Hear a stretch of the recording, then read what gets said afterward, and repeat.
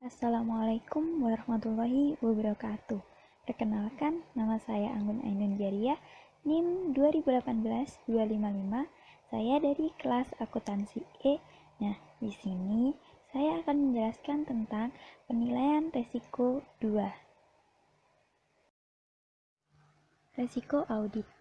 Resiko audit adalah resiko di mana auditor menyatakan opini audit yang tidak tepat ketika laporan keuangan mengungkapkan salah saji material. Tujuan keseluruhan auditor independen dan pelaksanaan audit yang sesuai. Artinya, seorang auditor melapor bahwa laporan keuangan menurut mereka adalah benar dan wajar apabila terdapat kesalahan atau kecurangan yang signifikan. Tahap pertama dalam penilaian risiko audit melibatkan identifikasi akun dan asersi terkait paling beresiko salah saji material atau resiko bawaan. Nah, tahap yang kedua dalam penilaian risiko audit melibatkan memperoleh pemahaman tentang sistem, klien, pengendalian internal, atau risiko pengendalian. Model risiko audit dan komponennya. Pada tingkat laporan keuangan, resiko salah saji material mengacu pada resiko yang mempengaruhi laporan secara keseluruhan.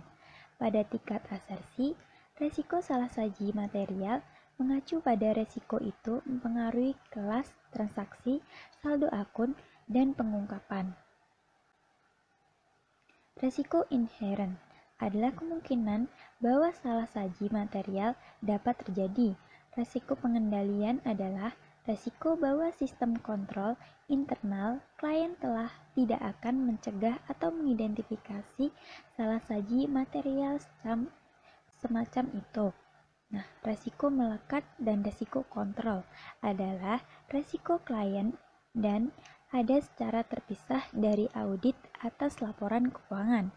Resiko deteksi adalah resiko yang diuji oleh auditor prosedur tingkat akan efektif dalam mengidentifikasi salah saji material jika ada. Materialitas digunakan untuk memandu pengujian audit, penilaian validitas informasi yang terdapat dalam laporan keuangan dan catatan laporan. Informasi dianggap material jika berdampak pada pengambilan keputusan proses penggunaan laporan keuangan. Materialitas adalah konsep audit utama dan dinilai selama fase penilaian risiko dari setiap audit. Materialitas kualitatif dan kuantitatif. Informasi dapat dianggap material karena sifat dan jumlahnya. Faktor materialitas kualitatif. Informasi dianggap material secara kualitatif jika mempengaruhi proses pengambilan keputusan pengguna untuk alasan selain jumlahnya. Sedangkan faktor materialitas kuantitatif, informasi dianggap material secara kuantitatif jika melebihi materialitas awal audit penilaian. Nah, selanjutnya mengatur materialitas.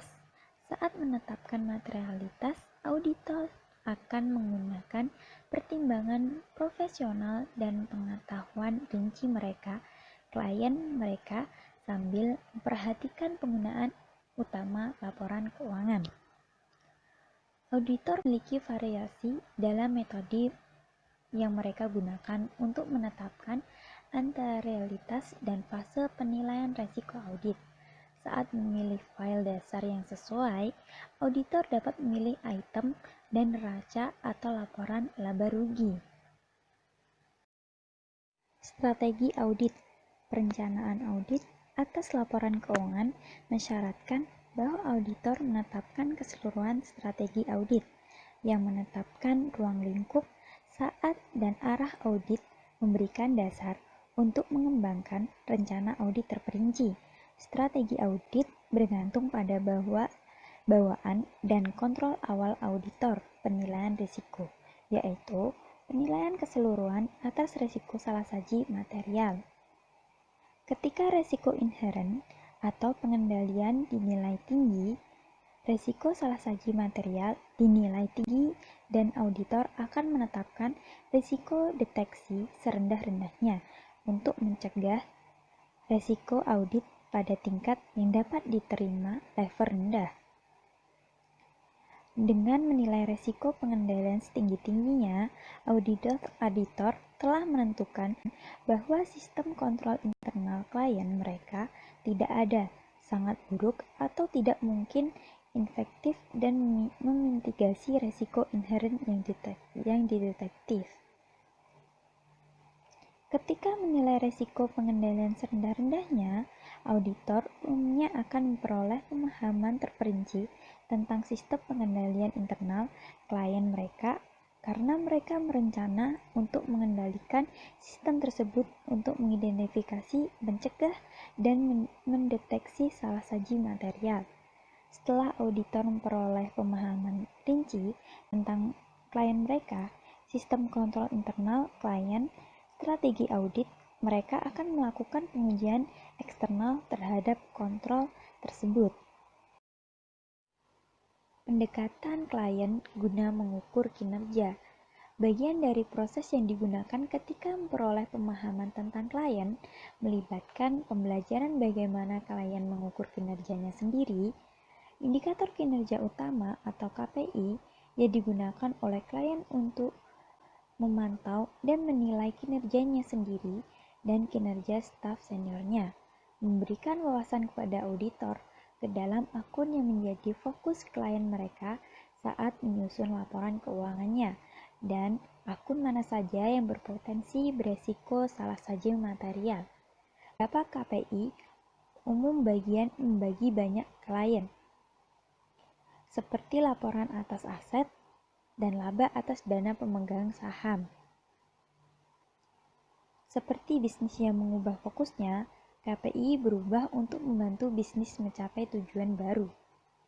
Pertama, profitabilitas adalah umumnya bagi perusahaan untuk menggunakan ukuran profitabilitas guna menilai kinerja mereka dan kinerja staf senior mereka.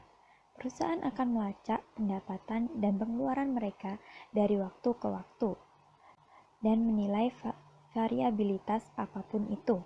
Mereka akan membandingkan pendapatan dan pengeluaran mereka dengan saing terdekat dan menilai kemampuan mereka untuk bersaing, sebagai serta memberikan wawasan berharga kepada manajemen apakah hasil sesuai dengan harapan pada faktor-faktor yang diketahui seperti musim atau penurunan ekonomi.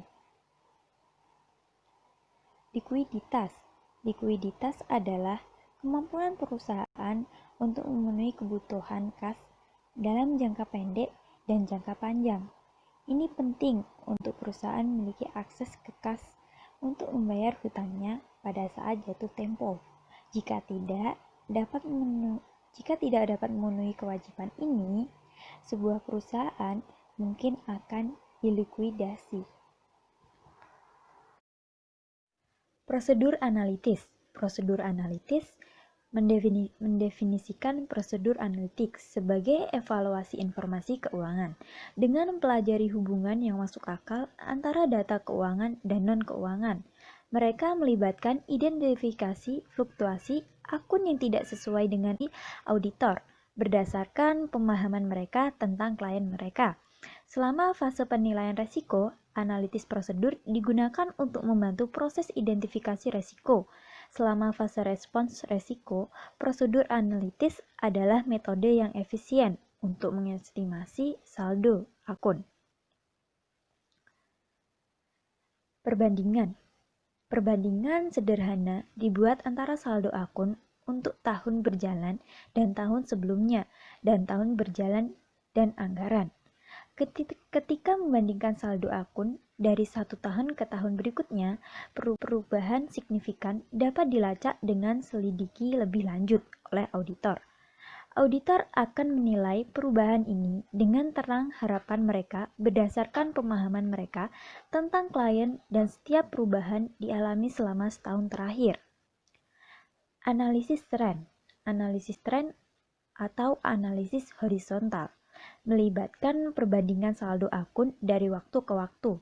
Ini dilakukan dengan pemilihan tahun dasar dan kemudian menyajikan kembali semua akun di tahun-tahun berikutnya sebagai presentase dari pangkalan itu. Analisis tren penting bagi auditor untuk mempertimbangkan perubahan yang signifikan faktor ekonomi secara seluruh seperti resensi yang dapat mempengaruhi interpretasi mereka terhadap tren. Analisis ukuran umum. Analisis ukuran umum atau analisis vertikal melibatkan perbandingan saldo akun ke satu baris barang. Dalam neraca, item baris yang digunakan umumnya adalah total aset. Dalam laporan laba rugi, garis barang yang digunakan umumnya menjual atau pendapatan. Analisis ukuran umum memungkinkan auditor untuk mendapatkan informasi yang lebih apresiasi atas kontribusi setiap akun terhadap total yang disajikan dalam laporan keuangan. Analisis rasio. Analisis rasio dilakukan oleh auditor untuk menilai hubungan antara berbagai laporan keuangan saldo akun. Auditor akan menghitung rasio profitabilitas, likuiditas, dan solvabilitas.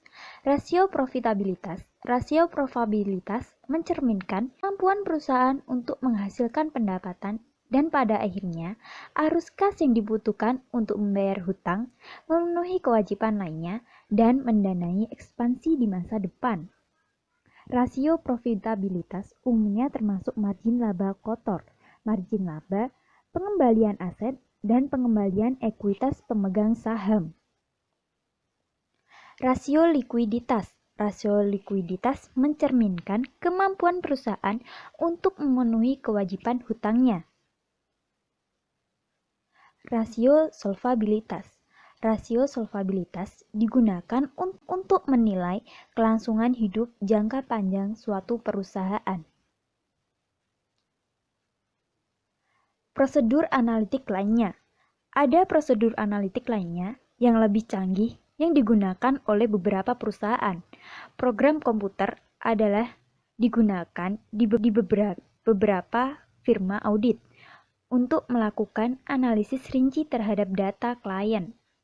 Program-program ini juga dapat digunakan untuk melakukan analisis yang diuraikan di atas, karena mencari transaksi yang tidak biasa, termasuk yang terjadi pada waktu ganjil, adalah untuk jumlah yang tidak biasa dalam akun yang tidak biasanya.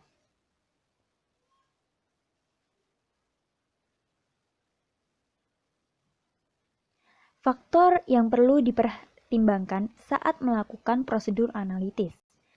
Ada sejumlah faktor yang perlu dipertimbangkan saat melakukan prosedur analitik. Yang pertama adalah keandalan data klien. Jika auditor yakin bahwa terdapat resiko yang signifikan pada catatan klien tidak dapat diandalkan karena misalnya pengendalian internal yang buruk, maka mereka cenderung untuk tidak mengandalkan prosedur analitik. Selama fase penilaian risiko auditor mungkin hanya memiliki akses hasil setengah tahun klien mereka. Dalam hal ini, auditor perlu melakukan anualisasi item pendapatan dan beban sebelum membuat perbandingan dengan tahun sebelumnya. Cukup sekian yang bisa saya sampaikan. Semoga informasi yang saya sampaikan bisa membantu teman-teman. Wassalamualaikum warahmatullahi wabarakatuh.